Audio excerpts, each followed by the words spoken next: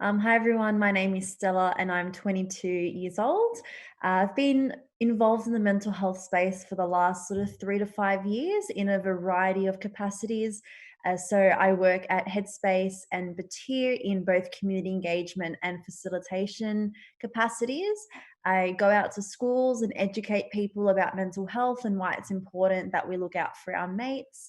One of the really exciting things, which I'll talk a little bit about later on, is I also recently launched my own mental health training business, which allows me to do what I love and take my passion and actually take it out to the community a lot more widespread than what I'm doing currently. I'm also studying a diploma in counselling and a Bachelor of Behavioural Studies. I had some goals that I wanted to hit this year that I didn't think I would actually be able to hit because of everything that was going on. And it was a really challenging time for me to actually, you know, process and try and get myself out of that thinking that, it's not the end of the world. And I think through thinking that everyone's in the same boat and it's not that I'm not hitting my goals because of a personal failure or because I'm not trying hard enough. It's literally because, we've experienced a global pandemic and we're all in the same boat. And I think that definitely that mentality really helped me throughout this year whenever things were popping up that were acting as sort of barriers to achieving my goals. And another massive thing for me is was connection this year. So I'm a massive extrovert. I love being around people. I don't often like being alone. So definitely, I was lucky that I was still traveling into work, so at least I was still seeing people in that sense. But I made an effort to ensure that I was still staying connected with my friends, still trying to see them whenever I can, making sure I see my partner. Because, I'm the type that as soon as something goes wrong, I kind of don't internalize it and try and solve it myself. I go out to people and try and connect.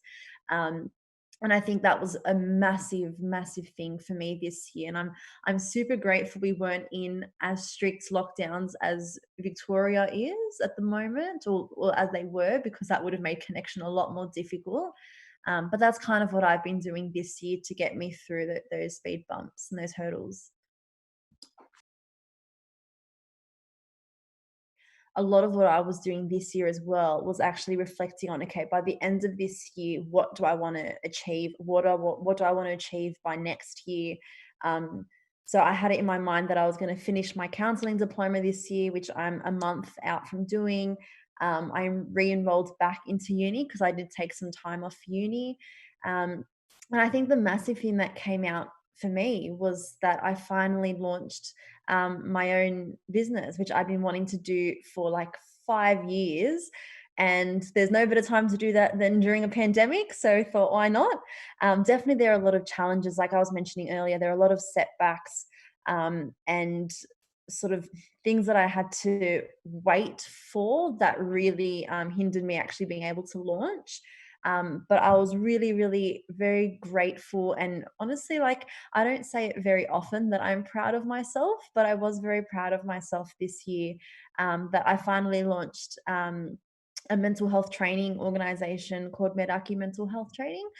And through that, I get to do what I love and what I've been passionate about for years. And mental health at the moment, from what I've noticed from a lot of the schools, the youth organizations, and even people in corporate positions that I've been talking to, it's even though mental health has been around for such a long time, and people in our position have been advocating that people actually recognize it. I think because now we've experienced COVID, and people that maybe they wouldn't have had a second thought about mental health are actually being affected by job loss and working from home and all these things that are surfacing for them, that people are actually really starting to tune in and want to know more about mental health.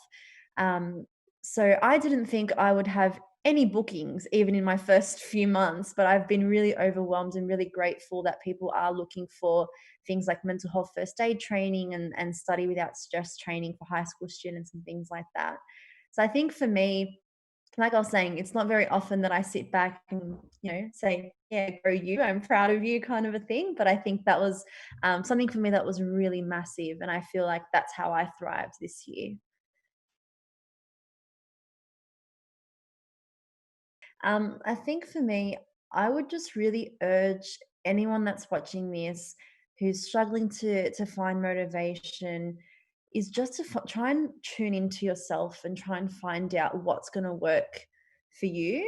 Because I think it's really helpful to hear other people's experiences of what they do to stay motivated. But it's about finding out what works for you as well. I mean, like for me, I would recommend you to stay connected, to keep talking to people, to not bottle things up. If you have an idea or something you want to do or something you want to achieve, talk to somebody about it who's also, quite motivated as well. So keeping check of who's in your circle, who you're connected with as well, I think is a massive thing. And probably one tip that I would recommend for every single person: try and stay off social media as much as you can. Because, in all honesty, at various points this year, social media low key ruined me throughout the year. Um, and I think that was, one of the reasons why an event like this was created, is because we hear so much negativity, we see so much. And for me, social media is one of those things where I compare myself like relentlessly to everyone. And I think staying off social media as much as possible. Obviously, it's difficult because I have to be on there to promote my business, but at the same time, I was trying to stay off, and not exposing myself to messages that weren't going to be helpful or beneficial for my mental health and well-being. So that's what I would recommend. But above all, it's about working out what's going to work best for you.